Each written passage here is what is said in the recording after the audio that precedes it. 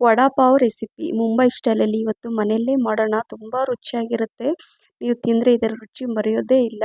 ಎಲ್ಲರೂ ಹೇಳ್ತಾರೆ ಹೇಗೆ ಮಾಡಿದ್ರಿ ಅಂತ. ನೀವು ಹೊರಗಡೆ ಹೋಗೋದು ತಿನ್ನೋದನ್ನೇ ಮರ್ತು ಬಿಡ್ತೀರಾ. ಯಾರಿಗೆಲ್ಲ ವಡಾ ಪಾವ್ ರೆಸಿಪಿ ಇಷ್ಟ ಆಗುತ್ತೆ ದಯವಿಟ್ಟು ಕಮೆಂಟ್ಸ್ ಮೂಲಕ ತಿಳಿಸಿ. Hi friends, welcome back to my channel Renu's ರೆಸಿಪಿಗೆ ತಮ್ಮೆಲ್ಲರಿಗೂ ಸ್ವಾಗತ. ಬನ್ನಿ ಯಾವ ರೀತಿ ಸಣ್ಣ ಅಂದರೆ ತುಂಬ ಸಿಂಪಲ್ಲಾಗಿ ಫಟಾಫಟ್ ಅಂತ ಮಾಡ್ಬೋದು. ಕೇವಲ ಒಂದು ಅರ್ಧ ಗಂಟೆಯಲ್ಲಿ ಈ ವಡಾ ಪಾವ್ ರೆಸಿಪಿನ ಮಾಡ್ಬೋದು. 4 ಆಲೂಗಡ್ಡೆನ ನಾನು ಚೆನ್ನಾಗಿ ತೊಳೆದ್ಬಿಟ್ಟು ಕುಕ್ಕರಲ್ಲಿ ಹಾಕಿಬಿಟ್ಟು 4ರಿಂದ 5 ವಿಸಲ್ ಬರೋ ತನಕ ನಾನು ಕುಕ್ಕರಲ್ಲಿ ಬೇಯಿಸ್ಕೊಡ್ತೀನಿ. ಸೊ ಅದು ಕುಕ್ಕರಲ್ಲಿ ಅಂದರೆ ಆಲೂಗಡ್ಡೆ ಬೆಂದ ಮೇಲೆ ನಾವು ಸೈಡಲ್ಲಿ ಸಿಪ್ಪೆನ ತೆಗೆದುಬಿಟ್ಟು ಇಟ್ಕೊಂಡಿದ್ದೀನಿ. ಈಗ ಇಲ್ಲಿ ಒಂದು ಕಡಾಯಿ ಇಟ್ಕೊಂಡಿದ್ದೀನಿ. ಆ ಕಡಾಯಿಯಲ್ಲಿ ಸ್ವಲ್ಪ 4ರಿಂದ 5 ಸ್ಪೂನಷ್ಟು ಎಣ್ಣೆ ಕೂಡ ಹಾಕ್ಕೋಬೇಕು. ಎಣ್ಣೆ ಹಾಕ್ಕೊಂಡು ಸ್ವಲ್ಪ ಎಣ್ಣೆ ಬಿಸಿ ಆದ ನಂತರ ಸಾಸಿವೆ, ಸ್ವಲ್ಪ ಜೀರಿಗೆ ಕೂಡ ಹಾಕ್ಕೊಳ್ತಾ ಇದ್ದೀನಿ. ಸೊ ಸಾಸಿವೆ ಜೀರಿಗೆ ಸ್ವಲ್ಪ ಸಿಡಿದ ಮೇಲೆ ಸ್ವಲ್ಪ ಹಿಂಗೆ ಹಾಕ್ಕೊತಾ ಇದ್ದೀನಿ. ಹಾಗೆ ಫ್ರೆಶ್ ಕರಿಬೇವಿನ ಎಲೆ, ಹೆಚ್ಚಿರುವಂಥ 4ರಿಂದ 5 ಹಸಿಮೆಣಸಿನ್ಕಾಯಿ, ಒಂದು 2 ಇಂಚಷ್ಟು ಶುಂಠಿ ಸಣ್ಣಗೆ ಈ ರೀತಿಯಾಗಿ ಪೀಸಸ್ ಆಗಿ ಸಣ್ಣ ಸಣ್ಣಕ್ಕೆ ಹೆಚ್ಕೊಂಡು ಹಾಕ್ಕೋಬೇಕು. ನೀವು ವಡ ತಿಂತಿರ್ತೀರಲ್ಲ, ವಡ ತಿನ್ನುವಾಗ ಆ ಮಿಡ್ಲು ಶುಂಠಿ ಫ್ಲೇವರ್ ತುಂಬ ಚೆನ್ನಾಗಿರುತ್ತೆ. ಅದನ್ನು ಸ್ಕಿಪ್ ಮಾಡಬೇಡಿ. ಶುಂಠಿನ ಈ ಥರ ಕಟ್ ಮಾಡಿಬಿಟ್ಟು ಹಾಕ್ಕೋಬೇಕು. ಸೊ ಸ್ವಲ್ಪ ಅರಿಶಿನ ಹಾಕ್ಕೊತಾ ಇದ್ದೀನಿ. ಹಾಗೆ ಜೀರಿಗೆ ಪುಡಿ, ಇದು ಒಂದು ಅರ್ಧ ಸ್ಪೂನಷ್ಟು ಜೀರಿಗೆ ಪುಡಿ ಕೂಡ ಮಿಕ್ಸ್ ಮಾಡದೆ ಹಾಕ್ಕೊಳ್ಳಿ, ತುಂಬ ರುಚಿ ಜಾಸ್ತಿ ಇರುತ್ತೆ. ಸೊ ಈಗ ಮಿಕ್ಸ್ ಮಾಡಿದ ನಂತರ ಈಗ ನಾನು 4 ಆಲೂಗಡ್ಡೆ ಹೇಳಿದ್ನಲ್ವ, ಬಾಯ್ಲ್ ಮಾಡಿ ಇಟ್ಟಿದ್ದೆ, ಸಿಪ್ಪೆ ತೆಗೆದಿಟ್ಟಿದ್ದೆ ನಾನು. ಸೊ ಅದನ್ನು ಈ ರೀತಿಯಾಗಿ ನೋಡಿ ಇದರಲ್ಲಿ ಹಾಕ್ಕೊಳ್ತಾ ಇದ್ದೀನಿ. 4 ಆಲೂಗಡ್ಡೆ ಈ ಥರ ಎಲ್ಲ ಕರೆಕ್ಟಾಗಿ ಕುಕ್ ಆಗಬೇಕು ನೋಡಿ. ಈ ರೀತಿಯಾಗಿ ಈ ಆಲೂಗಡ್ಡೆ ನಾನು ಇದರಲ್ಲಿ ಹಾಕ್ಕೊಂಡು ಕರೆಕ್ಟಾಗಿ ಇದನ್ನು ಜಸ್ಟ್ ಸುಮ್ಮನೆ ನೀವು ಮಿಕ್ಸ್ ಮಾಡ್ಕೊಂಡು ಇಡಬೇಡಿ, ನಾನು ತೋರಿಸ್ತೀನಿ. ಈಗ ರುಚಿಗೆ ತಕ್ಕಷ್ಟು ಉಪ್ಪನ್ನು ಹಾಕ್ಕೋಬೇಕು. ಎಲ್ಲ ಆಲೂಗಡ್ಡೆನ ಈ ರೀತಿಯಾಗಿ ಕರೆಕ್ಟಾಗಿ ಅದು ಕುಕ್ ಆಗಬೇಕು, ಚೆನ್ನಾಗಿ ಹೊಗೆ ಬರೋ ತನಕ ಈ ರೀತಿಯಾಗಿ ಬೇಯಿಸ್ಕೋಬೇಕು, ಅಂದರೆ ರುಚಿ ಜಾಸ್ತಿ ಆಗುತ್ತೆ. ಸ್ವಲ್ಪ ಹೆಚ್ಚಿರುವಂಥ ಕೊತ್ತಂಬರಿ ಸೊಪ್ಪನ್ನು ಕೂಡ ಹಾಕ್ಕೋಬೇಕು. ಕೊತ್ತಂಬರಿ ಸ್ವಲ್ಪ ಜಾಸ್ತಿನೇ ಹಾಕ್ಕೊಳ್ಳಿ. ವಡಾ ಪಾವ್ ತುಂಬ ರುಚಿಯಾಗಿರುತ್ತೆ. ನೋಡ್ತಾ ಇರ್ಬೋದು ನೀವು, ಎಲ್ಲೂ ಕೂಡ ಅಂಟ್ಕೊಳ್ತಾ ಇಲ್ಲ. ವಡ ಮಾಡಲಿಕ್ಕೆ ಕರೆಕ್ಟಾಗಿ ಪರ್ಫೆಕ್ಟಾಗಿ ಇದು ರೆಡಿಯಾಗಿದೆ. ಸುಮ್ಮನೆ ಆಲೂಗಡ್ಡೆ ನೀವು ಬೇಯಿಸ್ಬಿಟ್ಟು ಮಸಾಲೆ ಎಲ್ಲ ಹಾಕಿಬಿಟ್ಟು ಮಿಕ್ಸ್ ಮಾಡಿಬಿಟ್ಟು ನೀವು ತೆಗೆದಿಟ್ಬಿಡಿ, ಆ ರುಚಿ ಬರಲ್ಲ. ಚೆನ್ನಾಗಿ ಒಂದು 2ರಿಂದ 3 ನಿಮಿಷ ಚೆನ್ನಾಗಿ ಈ ರೀತಿ ಹೊಗೆ ಬರೋ ತನಕ ಅದು ಆಲೂಗಡ್ಡೆ ಕುಕ್ ಆಗಬೇಕು ಈ ರೀತಿಯಾಗಿ. ಸೊ ಈಗ ಎಲ್ಲ ಇದನ್ನು ನಾನು ಒಂದು ಪ್ಲೇಟಲ್ಲಿ ತೆಗೆದುಬಿಟ್ಟು ಇಡ್ತಾ ಇದ್ದೀನಿ, ಸ್ವಲ್ಪ ತಣ್ಣಗಾಗಲಿ. ಸೊ ಇಲ್ಲಿ 1 ಕಪ್ಪಷ್ಟು ನಾನು ಕಡಲೆ ಹಿಟ್ಟು ವಡೆ ಮಾಡಲಿಕ್ಕೆ ಹಾಕ್ಕೊಂಡಿದ್ದೀನಿ. ಹಾಗೆ 1 ದೊಡ್ಡ ಸ್ಪೂನಿಂದ ಅಕ್ಕಿ ಹಿಟ್ಟು ಹಾಕ್ಕೊಂಡಿದ್ದೀನಿ. ಸ್ವಲ್ಪ ಉಪ್ಪು, ಸ್ವಲ್ಪ ಅರಿಶಿನ, 1 ಸ್ಪೂನಷ್ಟು ಖಾರದ ಪುಡಿ, ಸ್ವಲ್ಪ ಅಜ್ವೈನ್, ಸ್ವಲ್ಪ ಜೀರಿಗೆ, ಹಾಗೆ 1 ಚಿಟಿಕೆಯಷ್ಟು ಅಡುಗೆ ಸೋಡಾ ಹಾಕ್ಕೊಂಡು ಕರೆಕ್ಟಾಗಿ ಇದು ಮೊದಲು ಮಿಕ್ಸ್ ಮಾಡ್ಕೊಳ್ಳೋಣ.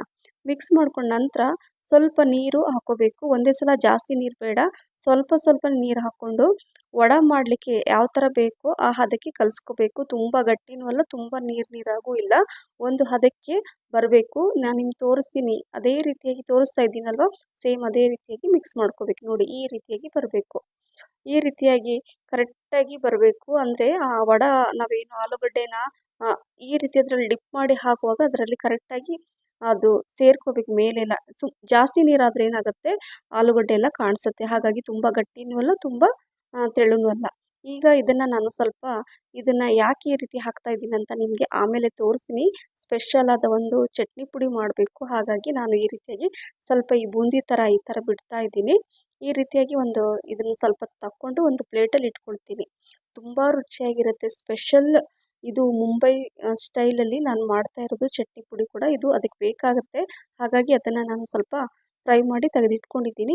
ಆಲೂಗಡ್ಡೆ ಕೂಡ ತಣ್ಣಗಾಗಿದೆ. ಅದನ್ನು ನೋಡಿ ಈ ರೀತಿಯಾಗಿ ರೌಂಡ್ ಶೇಪಲ್ಲಿ ನಾನು ಒಂದು 4 ಮಾಡಿ ಫಸ್ಟ್ ಇಟ್ಕೊಳ್ತೀನಿ. ಅಂದರೆ ಬೇಗನೆ ಇದರಲ್ಲಿ ಡಿಪ್ ಮಾಡಿ ನಾವು ಫ್ರೈ ಮಾಡ್ಬೋದು. ಅಲ್ಲಿ ನಾನು ಎಣ್ಣೆ ಕೂಡ ಬಿಸಿ ಮಾಡಲಿಕ್ಕೆ ಇಟ್ಟಿದ್ದೀನಿ. ಎಣ್ಣೆ ಕೂಡ ಬಿಸಿಯಾಗಿದೆ. ಸೊ ಈಗ ಇದನ್ನು ನೋಡಿ ಈ ರೀತಿಯಾಗಿ ರೌಂಡಾಗಿ ಡಿಪ್ ಮಾಡಿ ಕರೆಕ್ಟಾಗಿ ಇದರಲ್ಲಿ ಹಾಕ್ಕೋಬೇಕು. ಎಣ್ಣೆ ಬಿಸಿ ಆದಮೇಲೆ ಹಾಕ್ಕೋಬೇಕು ನೋಡಿ. ಈ ರೀತಿಯಾಗಿ ತೋರಿಸ್ತಾ ಇದ್ದೀನಿ ನೋಡಿ.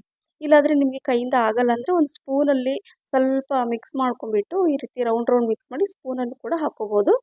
ಕೈಯಲ್ಲಿ ಹಾಕ್ಕೊಳ್ಳೋಕ್ಕಾಗುತ್ತೆ ಅಂದರೆ ಕೈಯಿಂದ ಕೂಡ ಈ ಥರ ಹಾಕ್ಕೋಬೋದು ನೋಡಿ. ಎಲ್ಲೂ ಕೂಡ ಬಿಟ್ಕೊಳ್ತಾ ಇಲ್ಲ, ಅಂದರೆ ಹಿಟ್ಟು ಕರೆಕ್ಟಾಗಿ ಹದವಾಗಿ ನಾವು ಕಲಸಿದ್ದೀವಿ. ತುಂಬ ತೆಳುನೂ ಇಲ್ಲ, ತುಂಬ ಗಟ್ಟಿನೂ ಇಲ್ಲ, ಅದೆಲ್ಲ ಕವರ್ ಆಗಬೇಕು ಅಷ್ಟೇ ನೋಡಿ. ಈ ರೀತಿಯಾಗಿ ಬರಬೇಕು ಕರೆಕ್ಟಾಗಿ. ಈ ವಡೆ ರೆಡಿ ಆದರೆ ತುಂಬ ರುಚಿಯಾಗಿರುತ್ತೆ ಈ ವಡಾ ಪಾವ್. ನಾನು ಹಾಕಿರುವ ಎಲ್ಲ ಸಾಮಗ್ರಿಗಳನ್ನು, ಇಂಗ್ರೀಡಿಯೆಂಟ್ಸನ್ನು ನಾನು ಏನೇನು ಹಾಕಿದ್ದೀನಿ ಅದೇ ರೀತಿಯಾಗಿ ಹಾಕ್ಕೊಳ್ಳಿ. 100% ಇದರ ರುಚಿ ನೀವು ಮರೆಯೋದೇ ಇಲ್ಲ.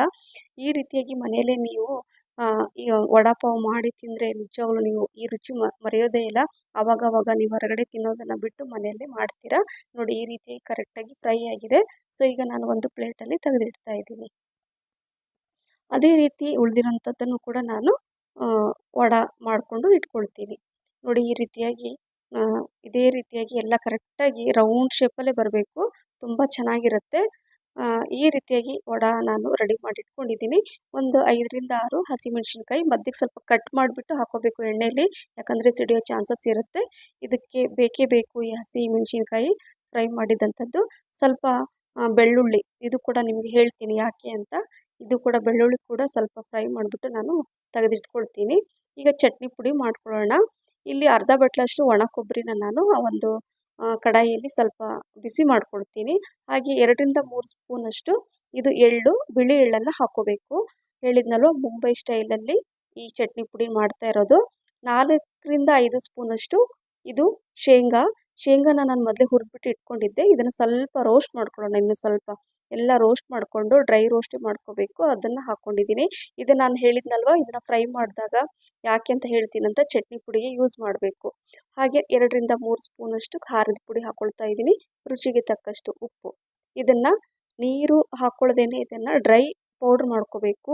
ಈ ಪೌಡ್ರು, ಈ ಚಟ್ನಿ ಪುಡಿನೇ ಈ ವಡಾಪಾವ್ಗೆ ರುಚಿ ಕೊಡುತ್ತೆ. ಹಾಗಾಗಿ ಇದು ಮಾತ್ರ ವಡಾಪಾವ್ಗೆ ಈ ಚಟ್ನಿ ಪುಡಿ ಇರಲೇಬೇಕು. ಇದು ಸ್ಪೆಷಲ್ ಚಟ್ನಿ ಪುಡಿ.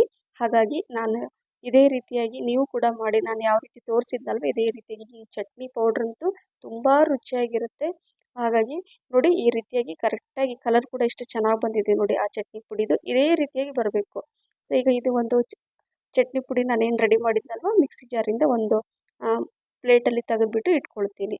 ಈ ರೀತಿಯಾಗಿ ನೀವು ವಡ ಮಾಡಿಕೊಂಡು ಆಮೇಲೆ ಚಟ್ನಿ ಪುಡಿ ಮಾಡ್ಕೊಂಡ್ಬಿಟ್ಟು ರೆಡಿ ಮಾಡಿ ಇಟ್ಕೊಂಡ್ಬಿಟ್ರೆ ಯಾರು ತಿಂತಾರೋ ಅವರಿಗೆ ನೀವು ಒಂದೊಂದಾಗಿ ನೀವು ವಡಾಪಾವನ್ನ ರೆಡಿ ಮಾಡಿ ಅವ್ರಿಗೆ ಕೊಡ್ಬೋದು. ಅದ್ಭುತವಾದ ರುಚಿ ಇದು. ನೀವು ಹೊರಗಡೆ ತಿನ್ನೋದನ್ನೇ ಮರ್ತು ಬಿಡ್ತೀರಾ. ನೋಡಿ ಮೆಣಸಿನ್ಕಾಯಿ ನಾನು ಫ್ರೈ ಮಾಡಿ ಇಟ್ಕೊಂಡಿದ್ದೆಲ್ಲ, ಅದಕ್ಕೆ ಸ್ವಲ್ಪ ಉಪ್ಪು ಹಾಕ್ಕೋಬೇಕು. ಉಪ್ಪು ಹಾಕ್ಕೊಂಬಿಟ್ಟು ಈ ರೀತಿಯಾಗಿ ಮಿಕ್ಸ್ ಮಾಡಿ ಇಟ್ಕೋಬೇಕು. ಇದು ಬೇಕೇ ಬೇಕು ವಡಾಪಾವ್ಗೆ. ಈ ಹಸಿಮೆಣಸಿನ್ಕಾಯಿ ಈ ಥರ ಇಲ್ಲ ಅಂದರೆ ತಿನ್ನೋಕ್ಕಾಗಲ್ಲ.